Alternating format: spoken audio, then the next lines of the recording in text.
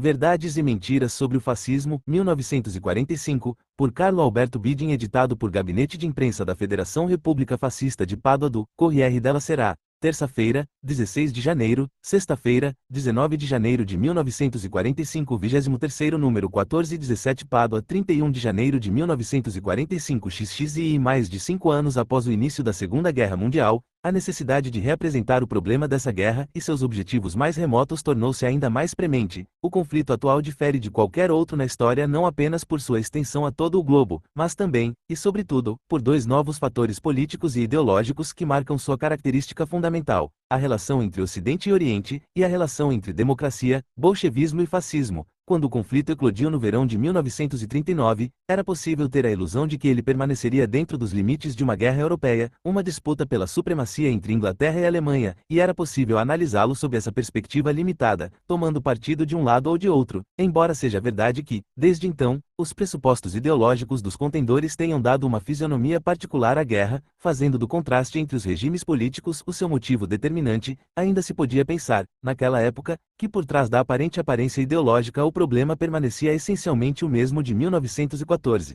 Não mais, agora, esse problema, mesmo que continue a existir nesses termos, não é de modo algum superado pelos maiores problemas entre os quais se inseriu e, portanto, exige um exame novo e mais profundo.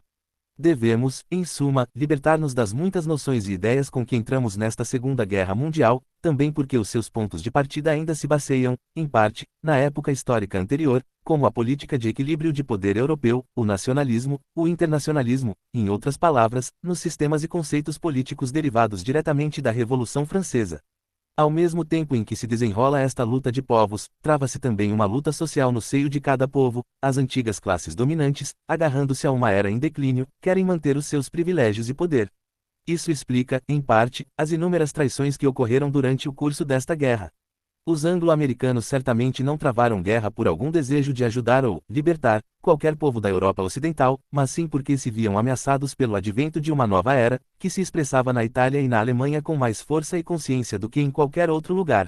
Portanto, ao julgarmos a guerra atual, não devemos nos ater à aparência enganosa das coisas, mas ao conteúdo intrínseco da revolução em curso. Desde a época da Santa Aliança, que surgiu especificamente para combater as ideias de 1789, as quais, apesar de tudo, continuaram a atuar como poderosas forças espirituais que transformaram a face da Europa, até a queda do Império Habsburgo, ao longo de todo esse período, nenhuma ideia se contrapôs substancialmente à da Revolução Francesa, mas sim uma concepção e uma forma de vida, a vida liberal, e uma tradição ainda tenazmente enfurecida, que pouco a pouco foi se esgotando. Durante a Primeira Guerra Mundial, certamente não se lutava pelo triunfo de uma ideia. Se uma nova ideia nasceu, foi apenas como resultado daquela guerra. Depois daquela guerra, desejando ser mais fiel ao significado do conflito atual, é certo que 1941 marcou um ponto de virada decisivos na história desse conflito, e ainda é difícil tomar consciência da transformação radical de todas as premissas e de todos os propósitos. Mas, à medida que a consciência da transformação se afirma, tornamo-nos conscientes do perigo representado pela força da inércia, que nos leva a continuar no caminho que temos trilhado, sem a flexibilidade mental necessária para nos adaptarmos à nova situação e compreendermos o seu novo significado, e o contraste entre o velho e o novo, entre os objetivos originais e os atuais, entre os conflitos parciais e o seu sistema, assumiu agora proporções tais que o conflito pode surgir como um evento gigantesco que afasta as pessoas de qualquer previsão e de qualquer consciência real. Agora, é sobre esta profunda mudança no significado do conflito mundial que os homens de cultura italianos devem sentir a necessidade de concentrar toda a sua atenção, com a firmeza e a serenidade necessárias para melhor compreender e melhor combater. E é também evidente como eles, devido à perspectiva muito mais ampla a partir da qual desejam se posicionar, não podem deixar de desejar uma atitude semelhante por parte dos homens de cultura em todo o mundo, com a esperança de igual abertura de espírito e serenidade. Dos dois novos fatores apontados como característicos do conflito, a relação entre Ocidente e Oriente, e a relação entre democracia, bolchevismo e fascismo, a primeira revisão que muitos precisam fazer para facilitar uma melhor compreensão dessa trajetória diz respeito precisamente ao fascismo, ou seja, a ideologia política em nome da qual o mundo pegou em armas. O fascismo hoje, após 25 anos de existência desde sua fundação na Piazza San Sepolcro, ainda luta contra o bolchevismo, mas também está em guerra direta contra a democracia, ou, como diríamos, entre Oriente e Ocidente, e é precisamente essa situação de fato no conflito que esclarece a natureza intrínseca do fascismo e da revolução política e social que ele representa. O fascismo sempre teve esse caráter de duas frentes e toda a sua história só pode ser verdadeiramente compreendida quando se aprofunda a dupla necessidade necessidade de informação e a consequente necessidade de síntese.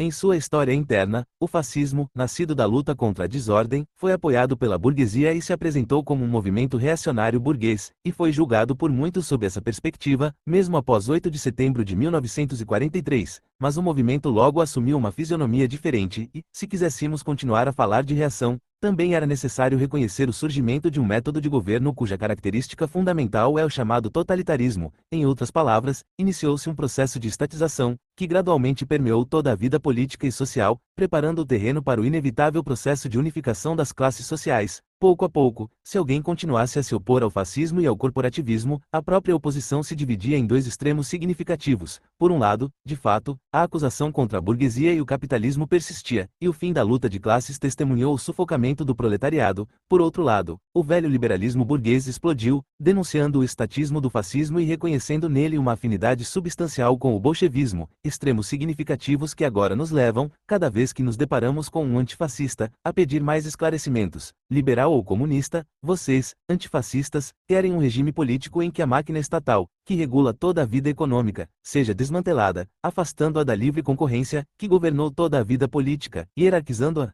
Vocês querem pôr fim ao princípio hierárquico e à unicidade do comando político para trazer a luta política de volta ao nível do igualitarismo democrático, ou querem, em vez disso, o fim de todo resquício burguês, um estatismo de ferro capaz de esmagar qualquer vestígio da pessoa privada, a subordinação absoluta do indivíduo ao organismo político, a ditadura até o fim e a ameaça constante da pena capital, liberais ou comunistas, mas, quando confrontados com essa questão, os antifascistas respondem posicionando-se à direita e à esquerda, demonstrando, por essa mesma razão e com evidências óbvias, que o problema político atual é precisamente o da relação entre liberalismo e comunismo, ou seja, aquele problema para o qual o fascismo representa a primeira tentativa brilhante de solução. O fascismo teve um destino semelhante em sua história externa. De um lado, as democracias, escandalizadas pelo autoritarismo, pelo fim da liberdade, pelo estatismo e pela autarquia. De outro, o bolchevismo, que via o fascismo como um regime burguês e capitalista, aliás, o mais burguês e o mais capitalista de todos os regimes, e, assim como internamente liberais e comunistas têm apenas o antifascismo em comum, externamente democracia e bolchevismo se viram unidos apenas pelo antifascismo. Mas se o fascismo fosse derrubado nos níveis nacional e internacional, o que seria o amanhã?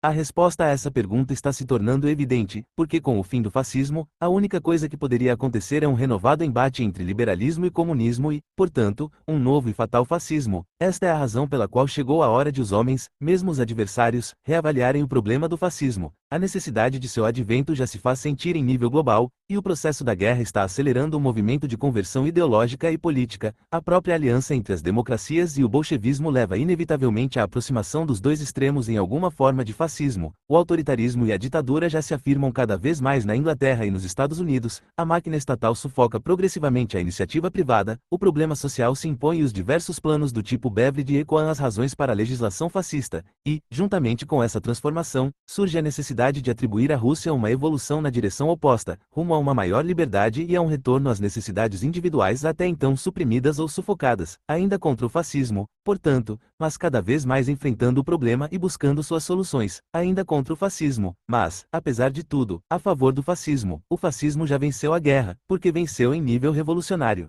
O fato é que o fascismo, antes de qualquer outra ideologia política, compreendeu que o verdadeiro problema revolucionário era a síntese entre liberalismo e socialismo, e que qualquer outra tentativa política de se estabelecer negligenciando uma das duas necessidades essenciais da vida atual é, hoje, uma política vã, o reconhecimento da personalidade do indivíduo e uma solução eficaz para o problema social. As democracias e o bolchevismo, até agora, compreenderam apenas uma dessas duas necessidades e, portanto, não compreenderam realmente nada. Mas, se o princípio orientador do fascismo já se tornou uma exigência mais ou menos consciente de todos os outros regimes políticos, a ponto de permitir a previsão de sua generalização, uma objeção fundamental costuma surgir contra ele, e essa objeção diz respeito à maneira como o princípio foi traduzido em realidade. Assim, a necessidade expressa pelo fascismo já não é negada, mas continua-se a negar que o fascismo tenha conseguido cumprir a tarefa proposta, e insiste-se na necessidade de perseguir o mesmo objetivo de outra forma, e de maneira muito diferente e eficaz. Assim, no fascismo, não se vê uma síntese, mas um mal entendido do liberalismo e do socialismo, uma combinação híbrida, isto é, na qual as necessidades de ambos são mortificadas, sem qualquer resultado positivo.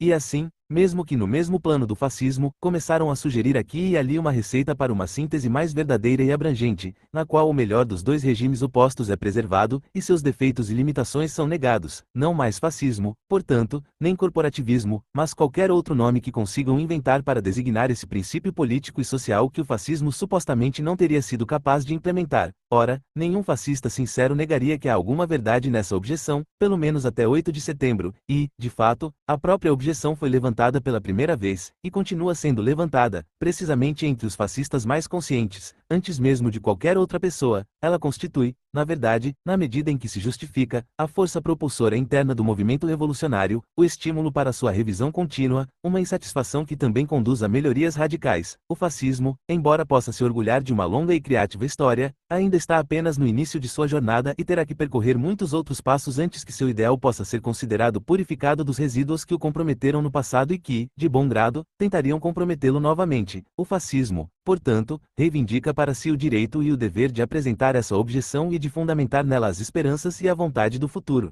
O fascismo conhece suas insuficiências, os perigos que o ameaçam, a distância que ainda o separa de seu objetivo proposto. O fascismo conhece as forças que muitas vezes tornaram suas tarefas difíceis e ambíguas. Conhece, sobretudo, a resistência ativa e passiva, tanto interna quanto externa, que o alterou e exauriu. Tudo isso o fascismo sabe e confessa, mas precisamente por isso, nega com todas as suas forças que a objeção possa ser proferida por outros que não sejam fascistas, porque o fascismo não é uma ideologia abstrata que possa ser julgada no nível das abstrações, não é uma utopia que possa aspirar à perfeição de uma lógica formal, é um movimento político que se insere e opera dentro de uma realidade histórica específica e não pode ser separado dela. Assim, os únicos autorizados a objetar seriam os participantes de outro movimento político capaz de traduzir em realidade o mesmo princípio ideal, evitando os erros do fascismo. É muito fácil estabelecer no mapa ou na formulação de alguns pontos um ideal político projetado para o futuro, pelo qual se entende o período pós-guerra como o início concreto. É muito fácil comparar uma perfeição puramente teórica a uma prática difícil. O fascismo responde a tal alegação denunciando os atuais tiranos como os verdadeiros culpados pelos aspectos negativos do fascismo. E não só isso, entendemos bem que os tiranos internos, refugiando-se no passado, acreditavam poder se distanciar do fascismo, expurgando-o de sua própria experiência e contribuindo direta ou indiretamente para seus desvios, mas também, e sobretudo, os tiranos externos que, com seus 25 anos de incompreensão até 25 de julho, forçaram o fascismo a se enrijecer e reagir, cujas consequências todos agora pagam, especialmente toda a nação, foram as forças reacionárias internas e externas que, em sua aspereza de polêmica, em seu obstrucionismo insensível, em sua alteração mais ou menos consciente de ações, dia após dia tentaram minar a vida do fascismo e tentaram desgastá-lo intelectual e moralmente, mas agora reivindicam em vão o direito de estabelecer outro regime hipotético em oposição ao fascismo, que teria a mesma razão de ser que o fascismo, embora, segundo eles, não apresentasse as imperfeições deste, não conseguem contrapor a realidade à realidade e, portanto, não podem garantir a bondade de um futuro para o qual se mostraram radicalmente incapazes no passado. Quando os nossos tiranos tentarem pôr as suas palavras em prática, também eles próprios perceberão que a pureza dos seus ideais terá de ser corrompida da mesma forma, e pelas mesmas razões que caracterizaram o caminho do fascismo. Assim, à previsão de uma expansão do fascismo no período pós-guerra podemos acrescentar a previsão, igualmente fácil, de um fascismo com todos os defeitos do nosso e talvez até pior.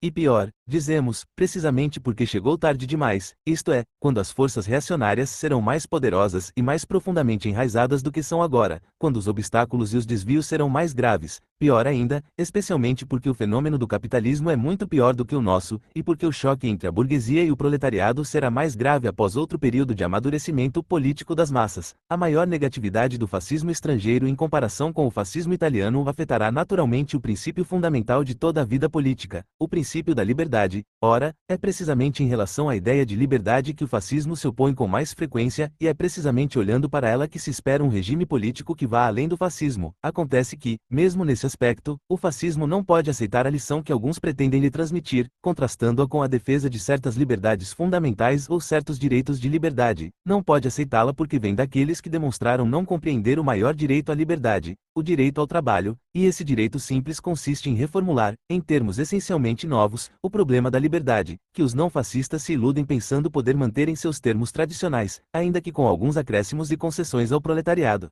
A burguesia já deve ter compreendido o significado da revolução social e política em curso e reconhecer que unificar as classes significa unificar as liberdades das classes, mas, enquanto insistir em ignorar a liberdade a qual o proletariado aspira, não será capaz de compreender a diferença entre liberdade e privilégio, entre direitos e arbitrariedade. Duas classes significam 2 graus de liberdade, e isso é precisamente privilégio e escravidão. Querer defender a liberdade hoje mantendo a distinção entre classes sociais não passa de retórica e má-fé, mas como unificar as classes e seus direitos à liberdade? Obviamente, se estamos falando de 2 graus quantitativa e qualitativamente diferentes, precisamos de uma renúncia e de uma transformação mais ou menos profunda de uma classe em favor da outra, ou seja, a classe burguesa deve abrir mão de grande parte de sua liberdade, que na realidade constitui seu privilégio, e deve antecipar uma mudança de estilo de vida em função das necessidades das massas. Se ela for capaz de se convencer dessa necessidade, colaborará para a unificação com o mínimo de sacrifício possível. Se, por outro lado, recusar, não poderá deixar de se lamentar impotentemente pelas liberdades violadas e tornará o período de transição muito mais sério e destrutivo.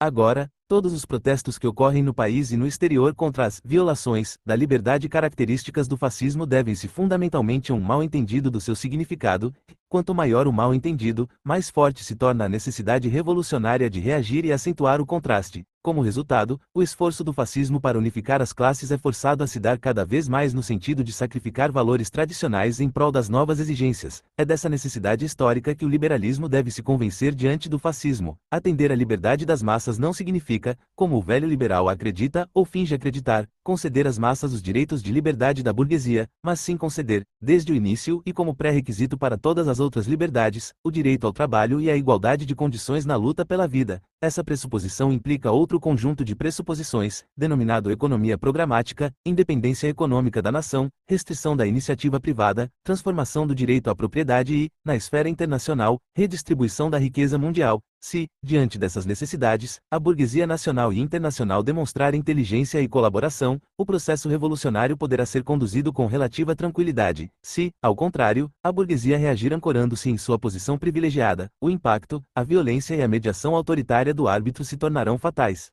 Assim nasceu o autoritarismo fascista e, se nossos adversários quisessem apontar o verdadeiro culpado, só poderiam identificá-lo na mentalidade anacrônica dos liberais. Mas o autoritarismo também tem outra função técnica, transitoriamente insubstituível. Para entendê-la, basta observar as exigências da guerra, ou seja, o chamado arnês de guerra. Na guerra, todos sentem a necessidade de plenos poderes, da mão forte que unifica os esforços para alcançar o objetivo comum. Na guerra, ninguém sente a necessidade de protestar contra as limitações impostas pelo Estado. Ora, uma revolução tem as mesmas exigências de uma guerra e não pode ser levada a sério sem uma forma excepcional de disciplina. Um novo regime político não pode surgir repentinamente, instalando-se imediatamente na forma de uma administração ordinária. Ele precisa de um centro unificador que caracterize o período de transição, durante o qual a ciência e a vida construirão os novos institutos políticos para fomentar uma unificação orgânica das classes, que não pode ser estabelecida material e espiritualmente sem um processo adequado de maturação. Por isso, o autoritarismo tem caracterizado, ainda que de formas diferentes devido à diversidade de condições históricas individuais,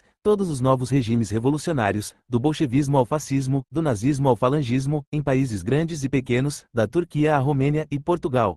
Mas, sobretudo, isso se deve ao fato de o autoritarismo estar às portas, e, de fato, já ter rompido as portas das grandes democracias, que até recentemente zombavam das formas políticas do fascismo. O problema social não pode mais ser negligenciado ou deixado em segundo plano, e as mesmas necessidades históricas devem se impor em todos os países. O fascismo é capaz de dar conteúdo concreto à ordem social e jurídica e de concretizar essa condição, pois a ideia de igualdade adquire seu verdadeiro significado. Afinal, o aspecto essencial e novo do fascismo consiste em ter proclamado, em ter ridicularizado para todos, em ter oficializado, por assim dizer, o vazio da sociedade moderna. Com clara e poderosa intuição, o fascismo apreendeu esse vazio como o epílogo de todo o mundo moderno e fez desse imenso vazio a premissa de sua ação. De fato, Mussolini, apreendendo com uma compreensão singular de sua profundidade, percebeu que a crise do mundo moderno se traduzia em um vazio social, em uma sociedade na qual o vínculo social havia cessado, se por vínculo social o reconhecimento do indivíduo, no sentido ativo e concreto da vida vivida em comum, no gozo comum dos bens da vida. Existe o Estado quando o povo está fora dele, quando massas inteiras estão social e juridicamente fora de seu alcance.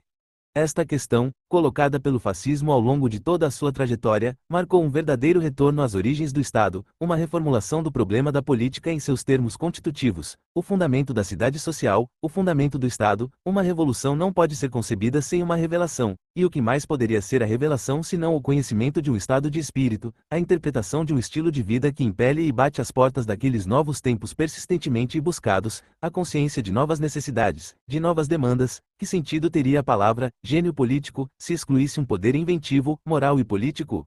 Gênio é aquele a quem a verdade é revelada, aquele que encontra a verdade oculta ou que cria a verdade. Ele vê primeiro o que os outros não veem e encontra o que os outros não procuram. Mas como poderiam nossos inimigos ter esquecido as palavras da mensagem de 1930, na qual Mussolini, como todo verdadeiro descobridor, certo da verdade não reconhecida, proclamou que a concepção fascista, respondendo a necessidades universais, resolve o problema tríplice das relações entre o Estado e o indivíduo, entre o Estado e os grupos, e entre os grupos e os grupos organizados. Ora, o problema só pode ter uma solução verdadeira, e como a existência desse problema tríplice não pode ser negada, uma vez encontrada a solução verdadeira, ela destrói todas as pseudo-soluções. Em suma, assim como há apenas uma resposta para um problema aritmético, também nos grandes e decisivos momentos da história, nos movimentos que marcam as épocas da trajetória dos povos, a resposta para um problema político é apenas uma. Estas são as razões pelas quais sentimos a necessidade de nos dirigirmos a homens de cultura italianos e estrangeiros e convidá-los a rever seu julgamento sobre a realidade do fascismo. Após 25 anos de fascismo, os italianos sentem que possuem uma concepção essencialmente mais livre do que a de seus juízes e que abordaram concretamente problemas que outros hoje mal conseguem compreender. Portanto, sabem que a destruição do fascismo é uma utopia, cuja busca vã apenas alargará o caminho de ruínas inúteis, mesmo que o inimigo consiga impor um regime político diferente em toda a Itália. Isso por si só não matará o fascismo, porque os problemas que levaram ao fascismo ressurgirão de forma mais drástica, em um embate muito mais feroz entre liberalismo e comunismo. O único resultado que obteriam seria a renúncia a uma experiência de 25 anos e a todos os problemas que surgiram laboriosamente durante esse período. A cultura italiana é mais livre porque está enriquecida por essa experiência insubstituível e é capaz de compreender as necessidades opostas de outros. Deve continuar a trabalhar para dar profundos desenvolvimentos doutrinais ao fascismo, que, após 8 de setembro de 1943, recebeu um grande novo impulso revolucionário.